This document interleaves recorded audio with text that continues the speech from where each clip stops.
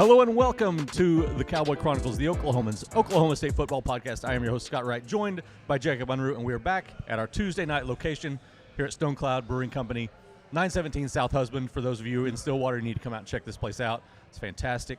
We had a food truck last week. That was spectacular. That was awesome. Great barbecue. We've got amazing beer again, as always. Yes. So it's can't get any better than this. This is as good as it gets for a podcast on a Tuesday night. And they reserved a table for us. They did. They're reserved for the best podcast hosts. They put our name on it, right You there. can't argue that. It's not. It's undisputed. It's so it is written. So let it be. I don't think that's how the phrase goes, but that's what I'm using. It's going to work this time. Works this time. It works So, this time. All right, we are going to jump in, take a quick look back at Oklahoma State's 41-31 win over Texas Tech here in Stillwater. Look ahead to the coming game against number 13 TCU, a top 15 matchup for the Cowboys on the road. Going in as a road dog, underdogs at this point, around 3.5 right now from what I'm seeing. So we'll get into that, talk about what some of the players had to say tonight. We just finished visiting with them over at practice at the practice facility. So get into all of that and our regular stuff, the Stone Cloud six-pack later. I'm excited for that, all always. the fun stuff. Got to remind you, of course, come check out what's going on here at Stone Cloud. Lots of good stuff every weekend throughout the week. Like you said, you never know when there might be you can find out when there will be a food truck. You don't just have to luckily randomly. Their Instagram has all the information you need, their Facebook page. Yeah, they take care of you. Also, remind you to subscribe to the Oklahoman's Oklahoma State Sports Newsletter. Don't want to forget about that as well. So go check that out, the Cowboy Sports Minute. But with that, let's jump right in. Thoughts back to what stuck out about the Texas Tech victory that we didn't cover in our We're skipping an important step. I apologize. I'm not talking football until we get this step done. That's right. Sorry, I'm not doing it. That's right. You can't make me. Nope. Go ahead. So this is what I'm drinking. What you drinking? I am drinking a wild ale called Right. Feel the Rhythm, and it's a sour. Right. Sour mood makes me sound like I'm in a bad mood tonight, but I'm not in a bad mood. I'm not in a Sour mood. But I'm in a mood for a sour beer tonight. Yeah. And this is a really good, strong, sour beer. Mm-hmm. Lots of flavor. Very sour, but It very is. good. It is. I tested it out.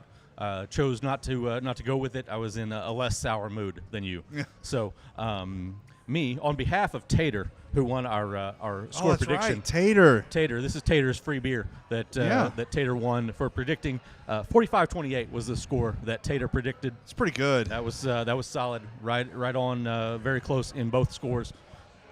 Now, Evan Troy from last week, our first winner in this contest, almost made it a double. Man. Nailed the 41 for OSU. Was a little low on Texas Tech. I think had at Texas Tech at 20. Bumped that up a little bit. Could have had back-to-back winners right off the top. Man. We would be drinking another beer to Evan Troy. But no, this one belongs to Tater. Tater is drinking Resting Peach Face, which is a great delicious, name. A great name, delicious beer. It's a sour, but not that sour. Yeah. More sweet flavor. Okay. Really good. I might try that one later enjoying tonight. it so far. Really enjoying it so far. All right. Now? I guess I'll talk Can we move football forward now. I guess Okay. we can move forward. That's why Yes. we're the best podcast. That's exactly right. Undisputed. Undisputed. It's undisputed. Undisputed. There's no rankings on here. It's just the best. You can't That's argue it. with it. All right. Anything that sticks out to you from a week ago that we didn't cover in the postgame podcast? Oh, man. Because we talked about a lot of We stuff. did talk a lot about it. There was a lot happening in that game. There was so much. So many big plays, so many big moments. Did we talk much about Ben Kabinski? Not really. We briefly touched on it. Yeah. And some of the things he had to say. I but just think his fascinating. emergence is fascinating. It really is. And actually, I'll tease it now. We usually tease our stories later, but I'm going to write about Ben Kabinski later this week. Going from a tryout walk-on, not a preferred walk-on, nothing like that. He tried out for the team, walked on to where he's an undersized guy, fast. That's about it. What he had going for him. Not very little football experience to now where he's a defensive end behind Brock Morton, Trace Ford, Colin Oliver, not in that order, Tyler Lacey. Even maybe he's a little bit tired on Irby, but Irby, has not played much. But Kabinski now, Mike Gundy says, needs to have more reps. Yeah. Which is remarkable. But he had a huge sack the other night, had a huge 1-yard tackle that I thought was a sack at the time. Mm-hmm. I don't know how a yard ended up on that, but I thought it was a sack. Right. He had big plays and big moments the other night, and I think his emergence is probably not being talked about enough. No, it's absolutely important because of the way that Derek Mason is using these defensive ends. They're on the field a lot. Brock Morton is playing 56 snaps a game, which is a lot even for him. He's had some nagging injury stuff. We saw him leave the field at one point during the Texas Tech game, but he just keeps getting back out there, and he's leading that defensive line in snaps played at 56 a game. This is a lot. Playing a ton for a defensive lineman. That is a lot at this point, and especially for a defensive line that has the depth that they have. But being able to, whether it's resting him or keeping Colin Oliver a little more fresh, whatever the case may be, having that fourth guy at that Leo position, the edge rusher, is hugely valuable. And Kabinski is really showing that he can go out and compete against top-line offensive linemen. It's really impressive. And not to jump too far ahead, but Jake Springfield's the things that he had to say after practice tonight were really impressive. That Kabinski's been on his radar for a while. Yeah. He said I noticed Kabinski right away on the scout team, gave him fits. And that impressed him, and he's watched them, and so he's not surprised by any of this. Yeah, but we'll get to that later. Yeah, exactly. We'll get into more of that when we chat about what the other players had to say. But Kabinski's value is really high, and it's so weird to see it because we're talking about Brock came back this year because he thinks he has a chance to make it to the NFL. Colin Oliver obviously has the speed and the talent, I think, to get to the NFL. Trace Ford, we've felt like it was an NFL guy for a while. It's just a matter of how well he comes back from these ACLs, which seems to be going really well. And Kabinski is just a guy that's here to get his construction degree and move on down the road. Pretty fascinating. And he's pretty good. He really is. He's holding his own very well and going to be an important guy for this defensive line down the stretch, especially when they face teams like Texas Tech. They have to dig into the depth. They have to get some pass rush. I bet he's going to play a role this week too. Yeah, I absolutely think so. I think with his speed, having him on the field is going to be helpful with a guy like Max Duggan who can get out of the pocket and move around a little bit. That said, and I know we're jumping around a lot of this. I'm not convinced that Max Duggan is as fast as Mike Gundy thinks he is, or as fast as Mike Gundy says he thinks he is. Yeah, we'll get to that because Sione Yasi talked about that a little bit today too. Very good. All right, we'll jump into some of that. We got lots of teasers for this. This is why this sign's here. Exactly. Lots of teasers. Lots of good stuff coming. Yeah. Anything else from Texas Tech? I think we've covered it all pretty well at this point. I think so, yeah. I think that's all right. Let's move on down the road. And though I will say I'm still impressed with Baron Morton. Oh, absolutely. I just think that guy is going to be a star at some point. And I saw today, I think they're off this week, but Joey McGuire said, I don't know who's going to be the starter in 2 weeks. I want their team to prepare for all three because Tyler Shaw might come back too. Right. So, that's impressive. Yeah. The accuracy and composure from a guy that's a freshman making his first start was really impressive. And the quick release. Yeah. Incredible. Oh, yeah. He was getting the ball out of there quickly and hitting a lot of spots. All right. Well, let's before we jump ahead to next week or this Saturday, you got to visit. Now, we got to talk to Jake Springfield, the right tackle, Sione Yasi, the defensive tackle, Dominic Richardson, the running back, and Jabbar Muhammad, the cornerback.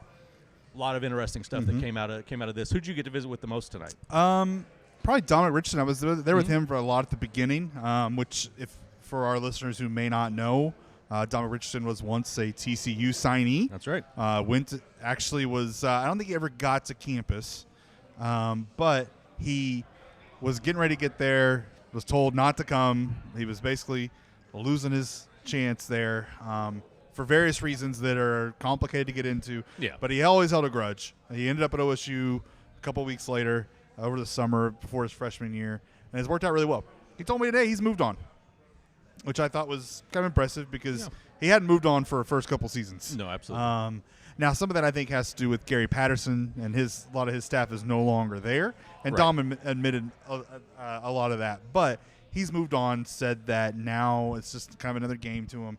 But I think there's still a little meaning there that he's not admitting, and especially because he didn't really get to play in 2020 much on that field except special teams. Right. So now he's the guy going in there and has a chance to show something, kind of what they've lost with not having him there. And so I think this is big for Dom in a lot of ways for that. Yeah, and he got a decent number of carries last year, ran really hard. We talked to him at the time about that against TCU. Yeah. But going down there into their territory, and like you said, being the guy. Last year it was a blowout here in Stillwater. Yeah. Everybody got to run the ball against and had success against TCU last year. They being considered a putting big you game. in to run the ball. Oh yeah. Oh, I was on the list. Yeah. Okay. Yeah. I thought so. Jaden Yeah. Nixon ran that long one. If he hadn't done that, I was next. Okay. I gotcha. Yeah. But yeah. So it's really a big game now. Mm-hmm. In Fort Worth, I can understand that there's probably some, but like you said, the Gary Patterson issue I think was probably a big part of what played into all this, and just to lay out some of the backstory for people that don't remember it, and we're not saying that this is why he got his scholarship pulled or any of that, because there's two sides to every story. But TCU signs Dominic Richardson, then they land a 5-star running back in Zach Evans, and things get murky from there.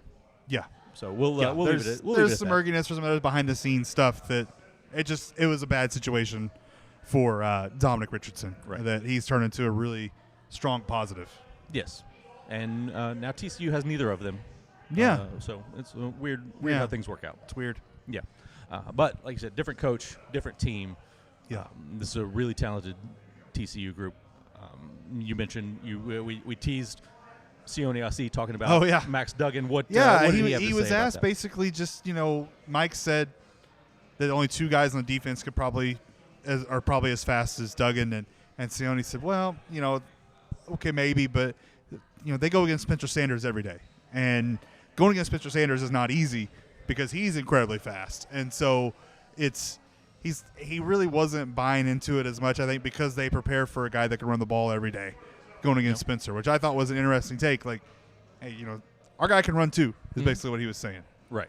So, and no, I thought you were going to say that Sione was claiming he could outrun Max Duggan. No, Sione did say that he hopes that the skinny guys are ready because if he gets out of the pocket. He said I could try. He said, but he doesn't like his odds. Yeah. He did remind him when he's 300 pounds. Yes. So no, I got to visit briefly with Sione, and he talked a lot about or was asked a lot about the tempo that Texas Tech played with last week. Yeah.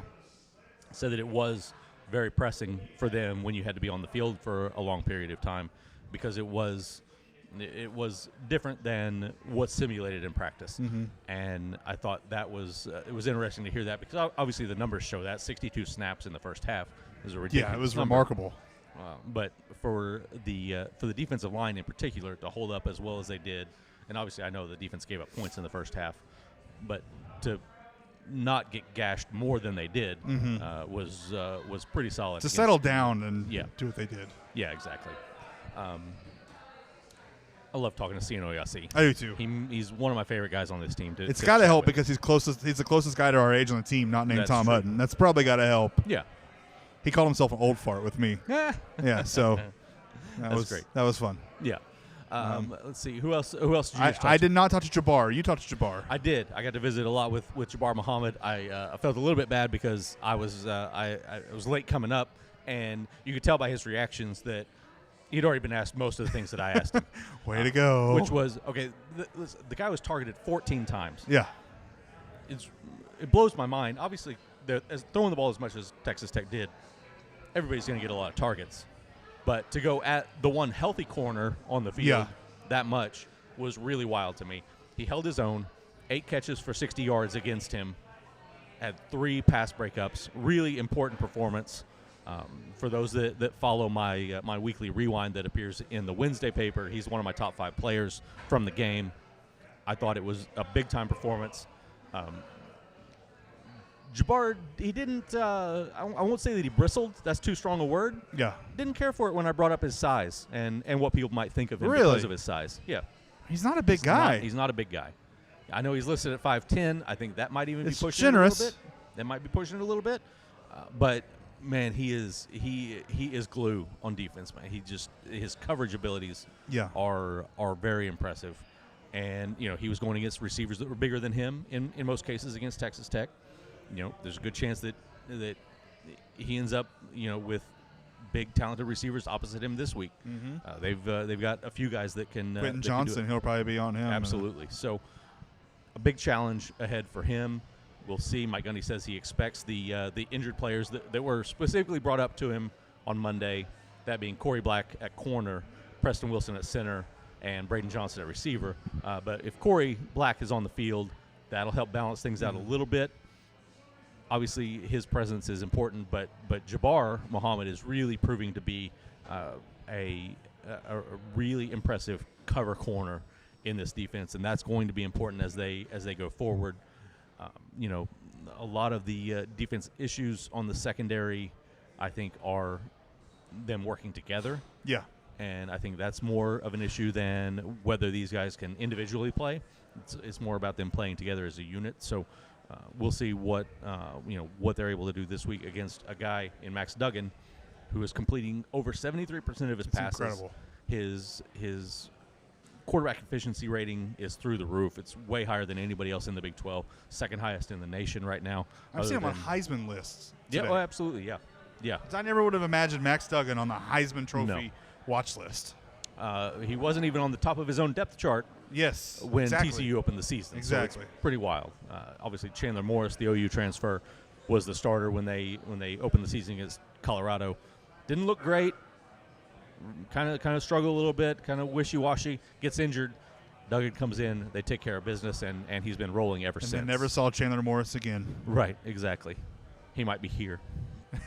No, I don't. He got Wally pipped. I don't. Yeah, he absolutely did. He absolutely did. I am very curious to see, though, what the secondary does this week, because obviously they, for as much as I'm talking them up right now, they did give up a lot of yards, almost 380 yards last week, and Max Duggan is going to be capable of putting up those kinds of numbers. So it's a really important week for that group to play cohesively, like I was talking about, and really hold things together and be the shutdown group that they've shown they can be at times, but they're going to have to do that for a long period of time. And you got the sense from Jabbar that's really high on their list. He talked about creating more turnovers and then the need for that as well. You get the feeling that he really wants a pick, was kind of how it felt. Yeah. So he's due. I mean, I'd say he's due. I don't. He's not due, but right. Some people would say he's due. You can see it happen. Yeah. The tough thing is, he and Corey Black or whoever's playing on that other side at corner, they end up in so much one-on-one coverage. Yeah. That's the toughest situation for a corner to come up with. Now, Jabbar almost had a couple the other day, right? Yeah, he jumped some close. Stuff. He did. He got close on a couple of out routes. He's right and there. I think Jabbar will get one sooner than later. Yeah. But that can be a tough situation as opposed to a safety who's maybe in a little bit different coverage, got their eyes on the quarterback, things like that. So, but yes, going to be important. Jabbar was really impressed with the job that Cam Smith did in his first opportunity, really playing a lot. He had played very limited snaps and played a ton once Corey Black and DeMarco Jones both got hurt. DJ McKinney worked in a little bit. But the job that Cam Smith did was really important, and we'll see what happens with Corey Black this week, whether some of these young guys are back in the mix again, because it could be very important on a week like this. Yeah, absolutely. And Cam Smith's the taller guy too, so that's beneficial on that edge too when you get tall receivers like Tech has. I will admit I've not looked at the heights of the receivers for TCU. But I can't imagine they're as big as Texas Tech's. Right, no. They're big guys. 6'2", 6'3", 6'4", seemingly across the board. Yeah. Especially with Miles Price, who's, 5'8", 5'9". Yeah, Miles Price. With him out of the lineup, they got Brennan really Presley 2.0. Right, so. Exactly. We talked about what Jake Springfield had to say earlier. I walked up and you guys were already talking about Kabinski, to what else you guys got to visit about. He talked about just kind of the confidence of the line right now and how the line took from Baylor and took last week, and they feel confident what they're doing, and they're feeling like they're working well together. He was big on that. Someone asked him about his hair being grown out, which I honestly couldn't remember his hair was short. So right. No. I apologize, Jake Springfield. But he said that his roommate, Joe Mahalski, grew his out, so he wanted to grow his out too. And he said his mom thinks it looks good, and he thinks it looks good, so he's happy with it. Well, there you go. And you can't argue with a mom liking a haircut. No, absolutely not. I'm not gonna debate that situation. Nope. So but he did. I mostly talked to him about Ben Kabinski because I just thought he goes against him, and you put together about the walk-on part. I'd forgotten Jake Springfield was even a walk-on. Right, you forget at this point. Yeah, he's been around long enough now that you just forget that. And so, but he talked about Kabinski just impressing him from day one. when he got there on the scout team and his aggressiveness and ability to really wreak some havoc then. And so that really stood out to him. So he's not surprised now. He sees Kabinski doing what he's doing, and he loves it. And Kabinski is the story that I think everyone loves around this team because it kind of embodies what Gundy and his coaching staff preaches for the culture. Absolutely. The only other thing that I'll add about stuff that I talked to guys about, talked to both Jabbar, who's from DeSoto, and Jake, who's another DFW area guy. I think he's about 45 minutes away from TCU's campus. Both of them, lots of requests for tickets this week. Oh, really? And both very excited to go see some friends and family that they don't get to see all the time, and all of those sorts of things. And Jake said they're also motivated for Dom too. Yeah, that's good. Because they know the story. That makes sense. And so they're motivated to block for Dom this week a little bit more. The run game consistency is probably, if you're looking for one thing to nitpick this offense about, it's the consistency of the run game is the one thing that's absent right now. Yeah. They've obviously shown they can do it, but doing it on a regular basis is the thing that's eluding them right now. So we'll see what they can do against a TCU team that's solid, not great on defense. So it'll be interesting. I did also talk to Jake about, we talked last week about all the things that Texas Tech was going to do up front, and he said, yeah, they did it all. He said, we were preparing for as much of it as we could. They did it all. This week, TCU stays more in their base front 3-3-5 shell, and will attack out of that, but nothing nearly as crazy as what Texas Tech does. Tech was like, I don't know. They're like so my wife just got these cookies at Panera Bread called the kitchen sink cookies. Mm-hmm. They're like the kitchen sink. They just threw everything out there and just figured out what stuck. Yeah, exactly. And, TCU, a little calmer up front. He also pointed out the fact that TCU's defensive coordinators was at Tulsa the last 2 years, and they prepared for them each of those 2 years. So they have some understanding of kind of his tendencies, the type of things that he's going to do with his defensive front. So they feel like that's going to help out this week as well. All right. There was one thing I meant to tease earlier and forgot. We talked last week in our postgame podcast about Bob Fenimore going into the Ring of Honor. I want to discuss who should be next in the Ring of Honor, but we'll get to that in a minute. The most important question that I've got, and maybe not the most important, but one of the most important questions that I've got for you for the entire week, is TCU any good? Ooh, man. I can't figure it out. I know they're ranked, 13? Right. And this may sound silly to people, and if you're a TCU fan, we're not trying to be offensive here. But I don't know. It's just really hard to tell. Colorado stinks. Right. Who else they beat? SMU isn't as good as it has been under Sonny Dykes, ironically. Yeah. Who it was? They beat Kansas by a touchdown last week. Beat Kansas by a touchdown, a good Kansas team. And Kansas is obviously doing some really good things, but how good is Kansas actually? Yeah. We can't answer that either. Yeah. So it's very difficult to know. Who was the other team they beat in the Big? I'm going blank now. They beat OU really bad. Yeah, OU. Yeah, that was a forgettable game. Yeah, OU is a mess, a disaster right now. So it's hard to really, for me in my mind, to gauge them, just on how far they've come. Now I don't think they're a bad team. No, but I don't know that they're. I'm still debating in my head if they're really a top 15 team. Right.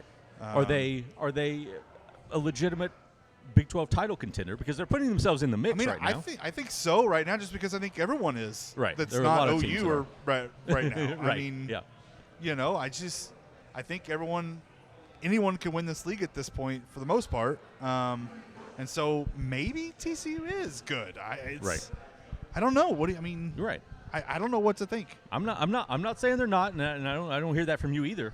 Yeah. It's just really hard to look at their schedule, look what they've done, and say, this is a top 15 team that Oklahoma State's getting ready to go with. Vegas certainly thinks they're pretty good. Yeah. They've got them a 3.5-point favorite over an Oklahoma State team that we think is pretty good. It's just it's hard to know for sure. Yeah, I'll be really curious to see how this thing goes on Saturday. Yeah, I'll be really curious. Think about the OU win. OU is a mess. Their defense is not good at all. No. And Kansas has still, to me, got to prove they can win some big games like this. They went undefeated, until that point. But Now they've lost Jalen Daniels too, and they lost Jalen Daniels in the middle of that game. Yeah.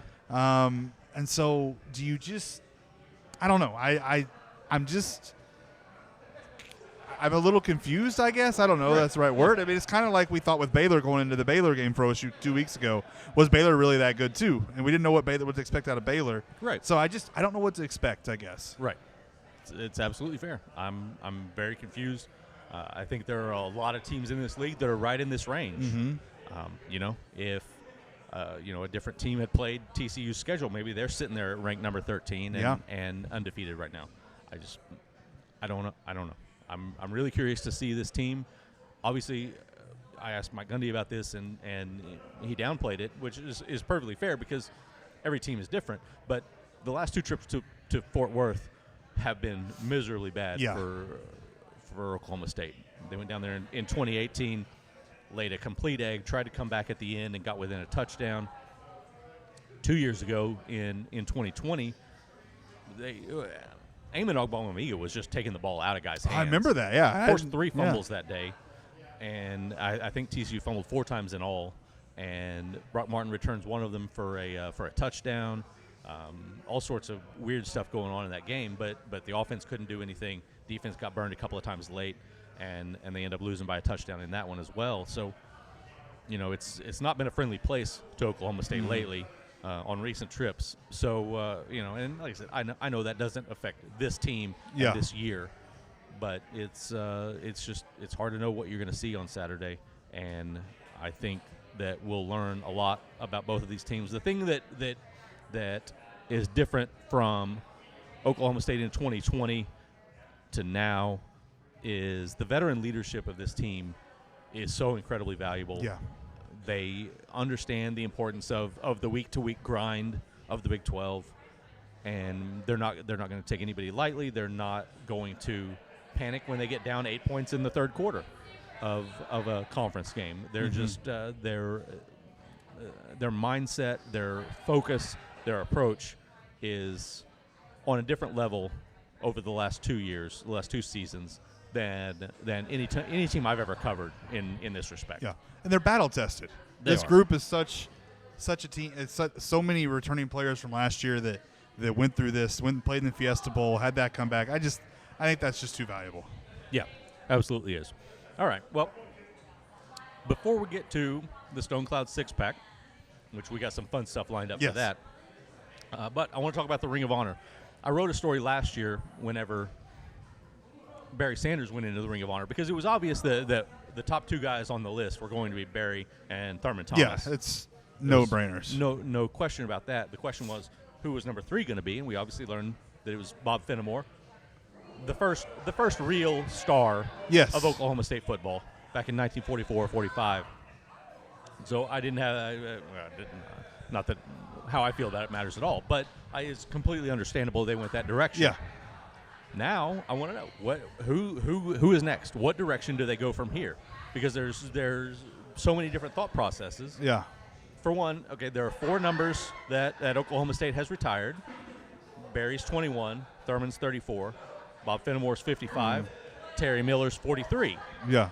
Is he the next obvious choice? Terry Miller seems. Yeah. You can make that argument. He's getting ready to go into the College Football Hall of Fame.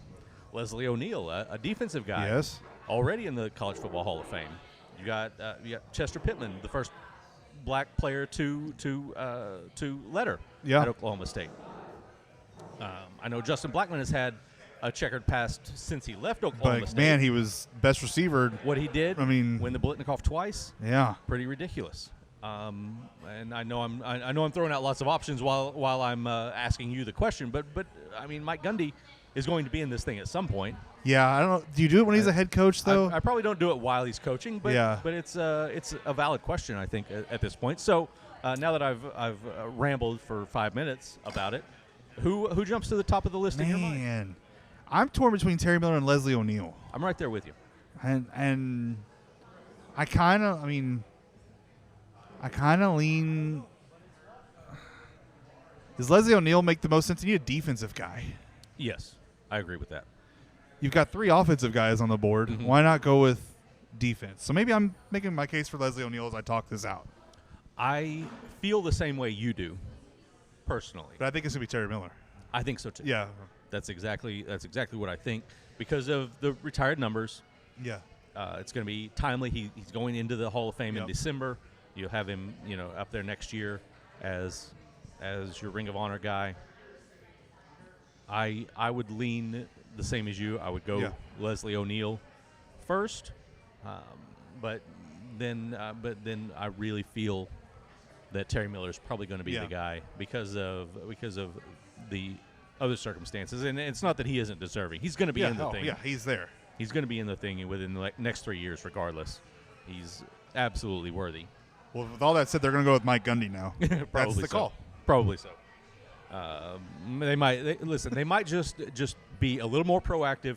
Throw Tom Hutton up there. Oh yes. While he's still around. Yeah. Before he moves back to Australia. Right, before he heads back to Australia. Not a bad plan. It's pretty solid in my book. Actually, we're gonna start that campaign. Let's start Tom Hutton for Let's the Ring of Honor. There we go. I like it. Very good. Sorry, all you All-Americans and Hall of Famers. Yeah. Tom Hutton. Yeah. Next up. All right. Anything else before we get to the Stone Cloud No, six-pack? I think we're good. All right. I'm ready to crack open a six-pack here. Let's do it. Let's open up the first one, and we're going back to Max Duggan, who we've talked about a lot on this episode of the podcast. I keep getting distracted because I want to call him Max Duggan. I do too. I know nobody else remembers Max Duggan Returns, the fantastic movie from the 80s. Had Donald Sutherland in it, a young Matthew Broderick. There was some baseball in it, which is what hooked me. Yeah. If you're really bored and if you can find it's got to be on a streaming service somewhere, go check it out. Anyway, off topic. Max Duggan, over or under 299.5 passing yards for Max Duggan.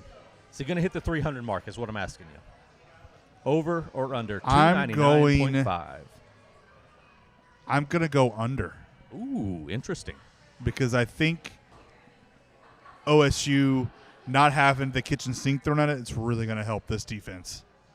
You think the pressure ticks up a little bit? I think so. I think they kick it up a little bit, and I think they try to get more pressure to help out the secondary.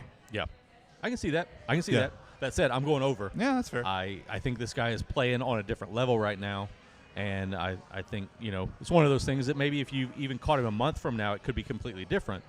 This dude just seems to be playing really well right now, really efficiently, and his receivers are kind of coming alive. They got a lot of guys. Tay Barber is a guy that I really like. You mentioned Quentin Johnson earlier. I think he's got guys that are going to make plays. Even when guys are in good coverage, we've seen players make plays against them. Mm-hmm. It's something that's going to happen. So I think that will be the case on Saturday. I'm going over the 300 mark for Max Duggan. All right, another guy we talked a lot about in this podcast, Dominic Richardson. Okay.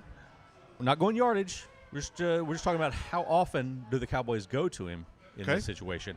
Over or under 19.5 carries for Dominic Richardson. Over. Going over? Yeah.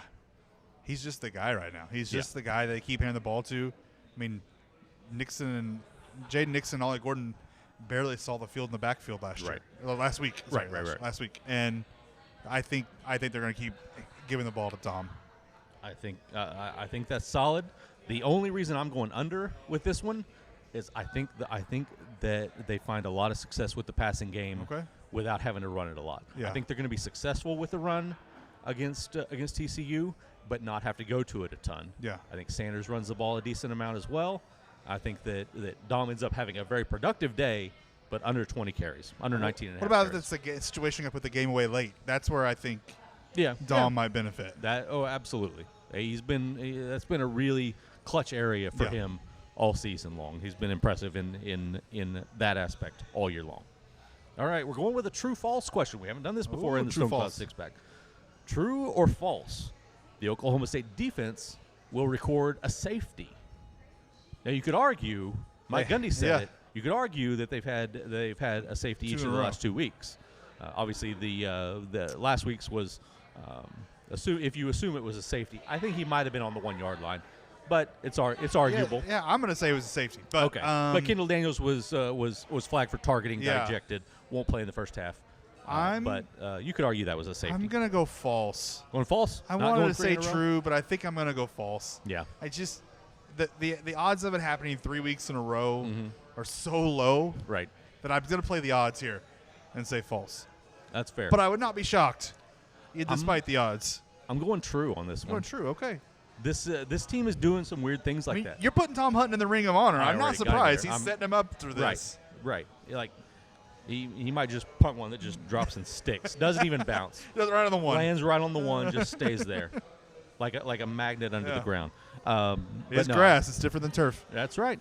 I'm going with true on this because this team is doing some weird things. They blocked a punt and a field goal, returned them both for touchdowns in the same game. They hadn't done that for forever. There's a lot of weird things like that this team has been kind of on the verge of doing. I'm going to go for yet another safety All right. for the Cowboy defense. All right, with that, we move to our draft, which is only partially sports related this week. So last week we did sports video games, Which was awesome. I still love ridiculously that fun. one. I could still be drafting sports video Yes, games right here a week later. absolutely. This week we're going with team nicknames. Okay. Favorite team nicknames, any level. I did homework on this too. I did not do homework on No this. homework at all. I believe it's your turn to go first this week. Man, I don't know. Do I need to go? Do I need to take another turn and give you? No, I think I could do this. Okay. I'm honestly, and I'm not 100% sure on this nickname. It's just scary to go number one with this, but I'm going to do it anyways. Last year we were on our way to Lubbock with Jenny Carlson. In the car, we passed a team that I'm pretty sure the nickname was Twisters. It was something tornado related. It was tornado related. I think it was Twisters or Whirlwinds. That was the best nickname I ever heard, and now I feel bad that I'm picking number one because I can't remember it. But it was Twister related, and it was awesome. In the middle of West Texas, middle of nowhere. It was great. All right. My first pick. I thought about. That's shaky, I know. I'm sorry. I thought about disqualifying this pick for personal reasons and just saying this would be my number one pick just for fun, but I'm not. I'm sticking with it. I'm sticking with my hometown team, the Yukon Millers. I knew it. I almost went with my hometown team. I'll go there next, but yeah. I mean, it's all I've ever known. I've never heard of another team called the Millers. Yeah. I love it. The Mill is a really big deal in Yukon. The funny thing is, when I was really young, did you ever have anybody in your family that called moths Millers? Like the bug? No. Yeah. Well, I had some. I never heard Millers at all until Yukon came along in my life. There were some people in my life that referred to what I call a moth as a miller. Yeah. I had never heard that, but when my family members were referring to that, I thought that's what the teams were named after, and I thought that was really weird. Then I learned the actual history of it, and it made a whole lot more sense. And I grew to love it. Love the Miller man. Love everything about it. Okay. So. I know that's it's a literal homer pick. Yeah. I'm sticking with it though. That's fair. Number 2 to you. I am actually going to go with some reason we mentioned this the other day. The Spiders. I think the Cleveland Spiders just are stuck in my head. That's strong. It's just such a good and strong nickname. It's big time good. That I think I'm going to go with that one. It's just you don't see the Spiders anywhere, and I like that one. That's really a strong one. I'm leaning on our roots as high school reporters for this one, and this is a very specific because I'm not picking the whole school. I'm only going with the female teams from that school. I'm going with the Alva Ladybugs. That's a good one. I love gold bugs. Yeah, but Ladybugs is good. But just the Ladybugs is super entertaining to me. That's really good. Big fan of that one for my second pick. Like I said, digging into, there's some great nicknames across the board in Oklahoma high school sports. All right, last pick to you, Jacob. Well, then I'm going with the Whippets. Oh, that's another good The one. Okeen Whippets. Very solid. One of my favorites in high school sports in Oklahoma. I'm going with that one. All right. It's just hard to argue with that one. Absolutely It's is. good, strong. No one else has it. Whippets is it. I had a feeling there was going to be a lot of Oklahoma high school involvement in this because there are so many good ones, and that's where I'm finishing up. The Bray Donkeys. I know the Bray Doyle Donkeys. Yeah, Bray Doyle Donkeys. That's a good one. Like the play on words, a lot of fun. Really appreciative of the effort that went into that. Yeah. There's so many good ones. ones. What about the Foxes? Right. That's fun. That's really good. That's fun. That's on that topic. One that I don't care for. Elk City Elks. Yeah, that's not creative. Everybody knows that elk is plural for elk. Yeah. elks isn't a word. Yeah. But then they. It's also not that creative either. I mean, Foxes isn't creative either, but it works for some reason to me. It's fun. Yeah. Something fun about it. It's unique. I like it. But yeah, a ton of good ones that we could have ran. I've had interesting nicknames. So Caney Valley was a Trojan. It was Trojans. Okay. And growing up in Northeast Oklahoma, everyone thought I was from Jinx because Caney Valley was red. Nah. So every time I wore anything out in Tulsa area, so they thought I was from Jinx. That seems like a almost offensive situation if you're from Caney Valley. It gets tough. Yeah. A little tough. And then went to Northeastern State, and I entered as a Redman, and I left as a Riverhawk. That's right. I didn't think about that. Riverhawks almost came up, but I've never been a huge on that nickname, so Yeah. I would have picked it.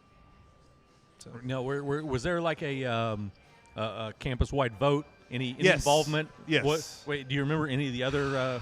I don't. I had the article at home because I wrote about it. Yeah. But I don't remember the names now. Yeah, that's all right. Yeah. The going back to my UConn days, the most frequent question I was asked whenever we went to another place to play was, "What's a Miller?" Got that all the time. Yeah. All the time. We always had to explain it, and there's no real easy, fast way to explain it. Yeah, I know. So that was the only frustration about being a Miller, was having to tell people. I always thought it was. I know this is your rival. Mustang Broncos always felt weird to me that it's Mustang as a town, and then you pick Broncos. Right. Yeah. Which I'm sure you guys made fun of that or something. Absolutely. Growing up, but absolutely. And it's not pick on Mustang here. That's your rival. But I mean, I always thought that was kind of a weird combination. Mm-hmm. Yeah. No. Agreed. It was like they were trying to be the Foxes, but they weren't. They weren't foxy enough. Another one I liked was Elgin Owls. Owls. You just don't see the owls. I always like the owls. That's a nice one. Yeah. That's a rare. Yeah. That's good stuff. All right. Anything else? I think we've touched on everything at this point. No, I think that's good. All right. We'll be down in Fort Worth. We'll have our post game Twitter Spaces. We're getting this podcast. figured out. We're getting Twitter Spaces better. figured out. Every week we're a little bit better. Well, I shouldn't say that because we were really good for 3 weeks, and then it's all about repetition. Exactly. So we'll hopefully be able to do Twitter Spaces like we hope to, and of course we'll have it on the podcast channel one way or another. So with that, thanks to the folks here at Stone Cloud once again for another great Tuesday night. We really hope some of you guys can come out and join us one of these Tuesday nights. Come drink some beer with us, have a great time. Thanks to Addison back in the old office for taking care of this, getting it on the YouTubes and on the podcast channel, doing all the fancy stuff to make it sound great. So thank you to everybody, and thanks to everybody. Thanks for watching and listening to the Cowboy Chronicles.